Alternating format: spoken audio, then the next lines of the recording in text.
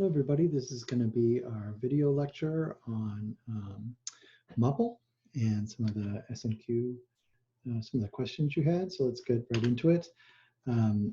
Firstly, why SML then Racket instead of Racket then SML?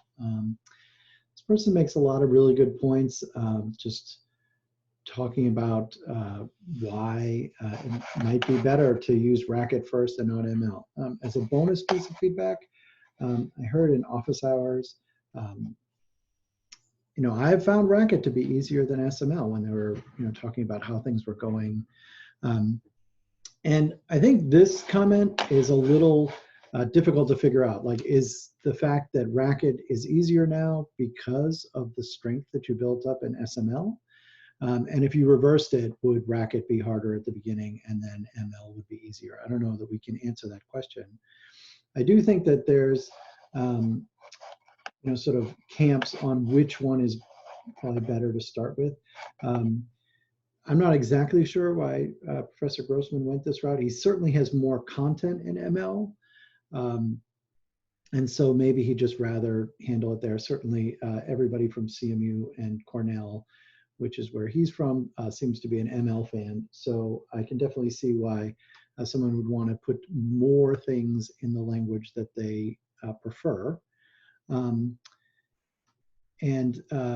So that may be just it. It may just be that he feels like there's more interesting things to talk about in that, that you can get a little more concrete about it. Either way, I would say this is very debatable on which order would be better to introduce it.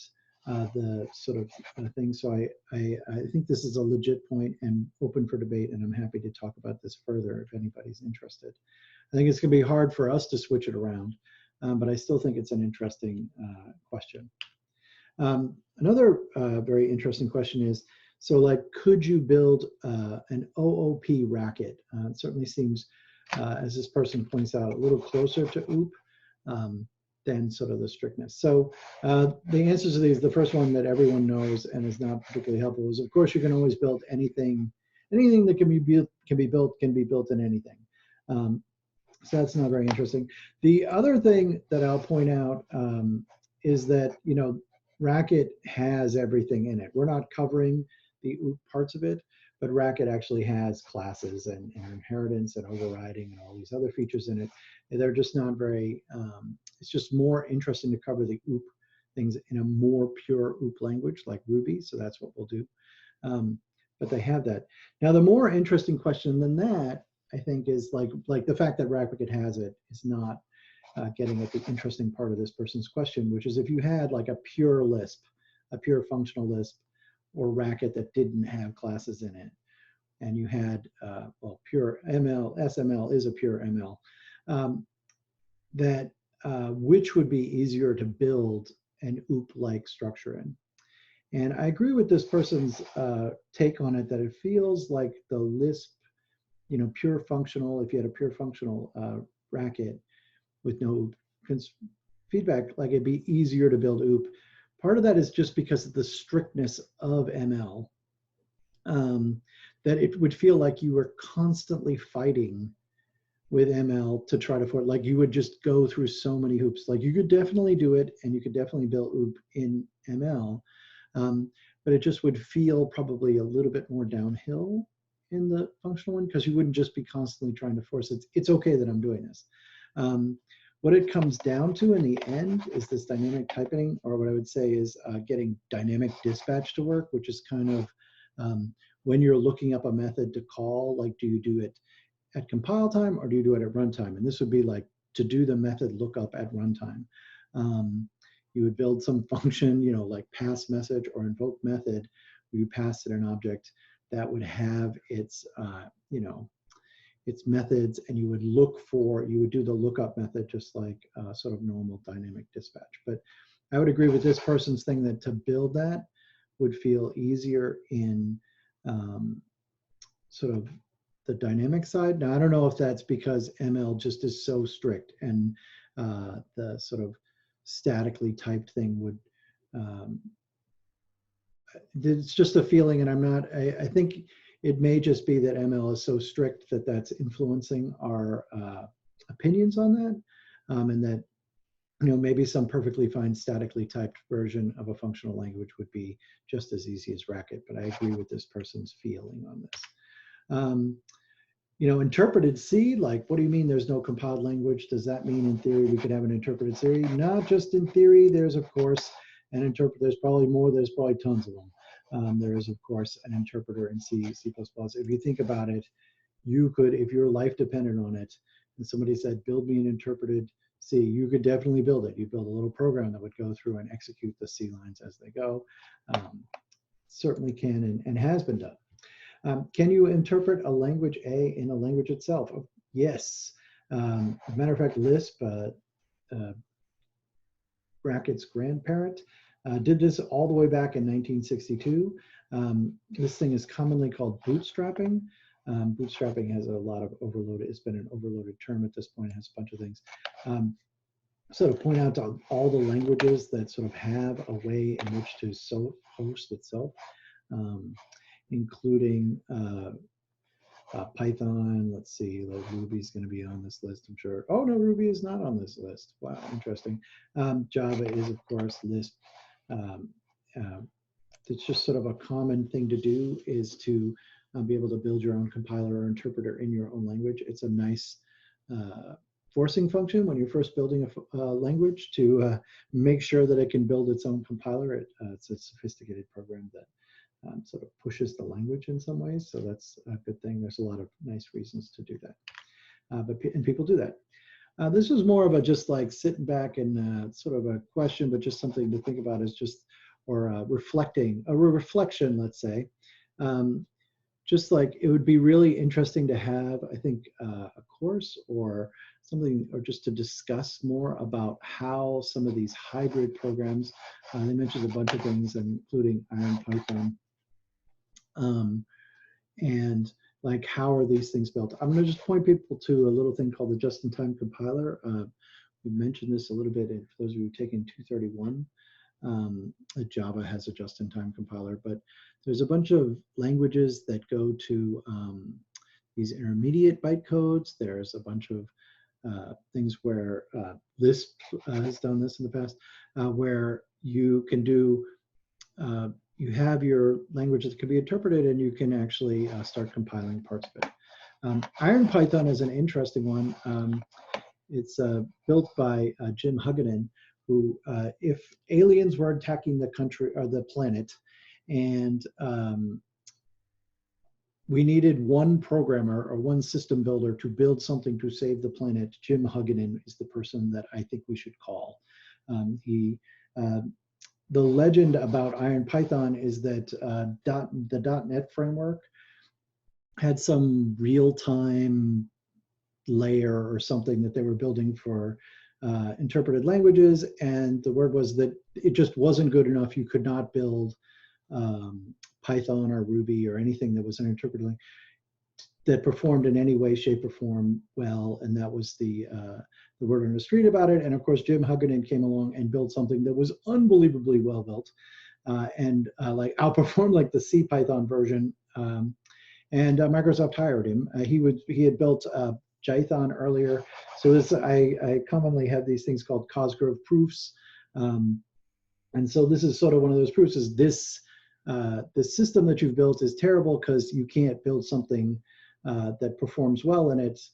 That's not a proof. That's, you can't build something that performs well. If Jim Hugginen can't build something that performs well in it, then that's almost a Cosgrove. I would say that's a Cosgrove proof. If anybody's interested, you can post a question to Piazza, or when you see me next, hopefully we will get together soon, or like next fall maybe, that would be kind of nice, about Jython, which is the Java implementation of Python. I have a great Jim Hugginen story from way back in the day. He also built Jython. So if anybody's interested, just post on Piazza or send me an email directly and I'll post something about that fantastic story. Okay, so in the advantages of the struct section, he says that using structs allow programs to catch errors sooner. How does this work? If you use a console for everything, you won't know when anything has gone wrong. So like the example that he uses that is quite nice is that he builds all these functions without structs. So they're just lists, right? And he's like, add is going to be a list that has like what the method is and then 2 expressions. And multiply is going to be just this and 2 expressions. And then he builds the sort of getters for E1 and E2, makes an add, and then calls the multiply accessor on it. And since they're all just lists, it's never going to know that anything was wrong. It's going to just treat this as if it's a multiply. Over here, the structs sort of know that when you made an add and you called the multiplier accessor, that was just inherent to it or automatically generated, it knows to throw an error in here so you can get an error sooner. So that's what he's talking about there.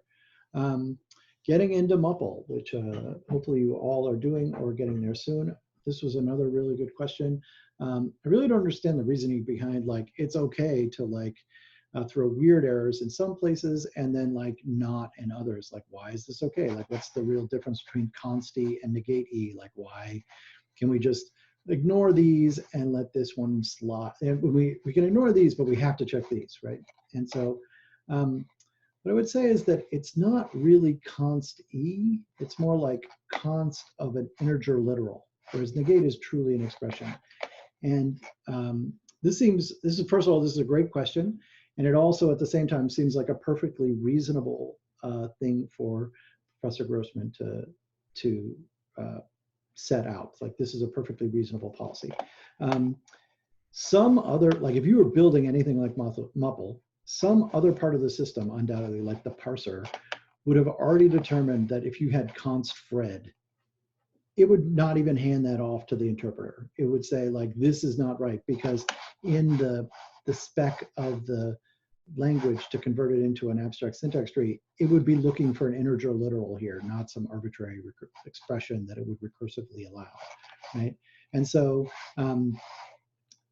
like this would just be an invalid MUPL program before it ever handed off to the interpreter. So I want you to imagine the following program as you're sort of building like this is sort of an extremely high level, right? If you were passing in some source code and expected it to get all the way through the interpreter. So like when you called, SML and passed in the source file, or, like when you press run in Dr. Racket, you can imagine somebody's going to go through and parse the source code into an abstract syntax tree and then pass that as a parameter to the interpreter, right? And the parser would totally reject like const of true, as is one of the examples, or add const 3 and it's like that is not going to pass the parser, and neither would this negate of -1 because that needs to be negate of const 1, right? It would totally reject all these programs and never hand it off to the interpreter. It would not reject some valid AST that was passing in and like if this was passing const of 3 into like an if statement's Boolean condition, it would just like, it wouldn't, that it's perfectly reasonable to expect that the parser wouldn't reject that. The interpreter would be expected to do that type check, okay? Hopefully that makes sense. Another question about the closures implementation. I don't really understand how the closures store the environment so it can be used later. Do they update the initial environment? I want you to imagine the evaluation of the function itself becomes a value, and it has 2 parts. One is the code itself, and the other is the lexical scope environment. Undoubtedly, this would make a subset, would figure out what code the code was using in its lexical scope and bundle up a little environment for that code to use. This will become more clear when you complete the MUPL assignment, which we're going to get to in a second. And note that the language will have some rules on how to handle the lookup order. So like when you go to evaluate some expression and you're trying to look for your variables or whatever, this scope right here is going to be at some point in there. Like, there's going to be the runtime stack, there's going to be the global scope, right? And this lexical scope of this function itself is going to be in there, and that'll all be language dependent. With that, let's get to MUPL, which is going to be the next lab. I've added a couple of clarification tests for you there. There was, just a few things that I wanted to add to what he did. And there's also this MUPL Program Studio. I felt that MUPL map, like you build MUPL, is tricky enough, and then you build some curried higher order function thing is the first program that you build in MUPL. And so this is my path to victory. You're going to just build his UW, the University of Washington, the MUPL assignment, part 1, 2, 3, and then you're building the MUPL Program Studio is the right thing to do at that point. Right? This is the one that builds sort of like warm-up functions for you. So like instead of building MUPL map, you're like MUPL double, which just takes a number and doubles it, right? MUPL, then we build a curried function, and then we build a higher order function. And the idea is these will help you build MUPL map. It'll be easier to build these 5 functions than to just jump in and build these 2. So you finish that, build this one, and then build the challenge problem. After that, I highly encourage, I hope everyone's already watched the reverse stream scenario and the reverse stream response.